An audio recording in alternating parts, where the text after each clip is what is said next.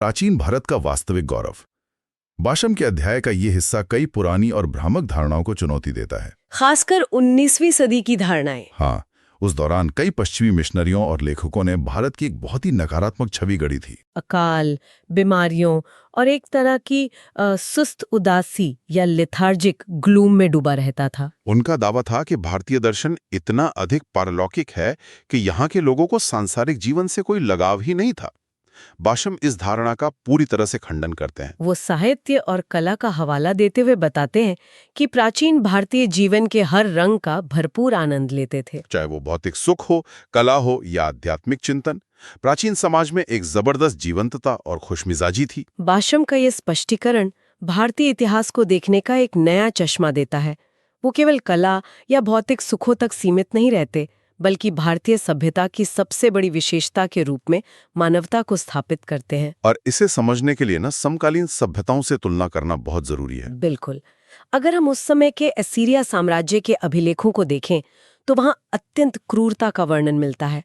Assyria के राजा गर्व से ये लिखवाते थे कि कैसे उन्होंने युद्ध के बंदियों की खाल उधेड़ दी, या कैसे पराजित शहरों में खोपड़ियों के पहाड़ बना दिए गए। बाप रे। प्राचीन दुनिया में ऐसी क्रूरता को अक्सर शक्ति का प्रतीक माना जाता था। सही कहा।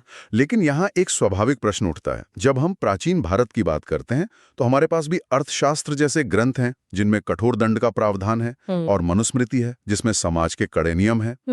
तो फिर बाशम प्राचीन भारत को इस मानवता के ढांचे में कैसे फिट करते हैं? एक बहुत ही तार्किक प्रश्न है और बाशम इसका बहुत ही सूक्ष्म उत्तर देते हैं। वो ये मानते हैं कि प्राचीन भारत कोई आदर्श या काल्पनिक लोक यानी यूटोपिया नहीं था। बुराइयां वहां भी थीं। तो फिर अंतर कहाँ था? अंतर संस्थागत स्तर पर था। राज्य की नीतियों में जो मानवता दिखती है वो अन्य प्राचीन सभ्यताओं में दुर्लभ थी। उदाहरण के लिए महाभारत और मनुस्मृति में युद्ध के आदर्श नियम स्पष्ट रूप से परिभाषित हैं। जैसे कि निहत्थे शत्रु पर प्रहार नहीं करना है। हाँ, भागते हुए या सोए हुए सैनिक को नहीं मारना है और गैर लड़ाकू नागरिकों को नुकसान नहीं पहुंचाना है।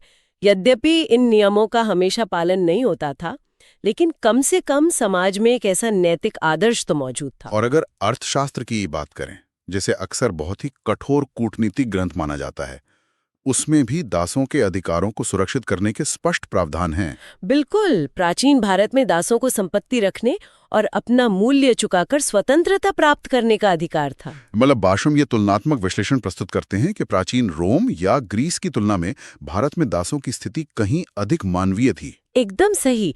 ये विश्लेषण इस बात को पुष्ट करता है कि प्राचीन भारत की सबसे बड़ी उपलब्धि उसकी भव्य इमारतें या उसका विशाल साम्राज्य नहीं था, बल्कि उसकी सहनशीलता और मानवता थी।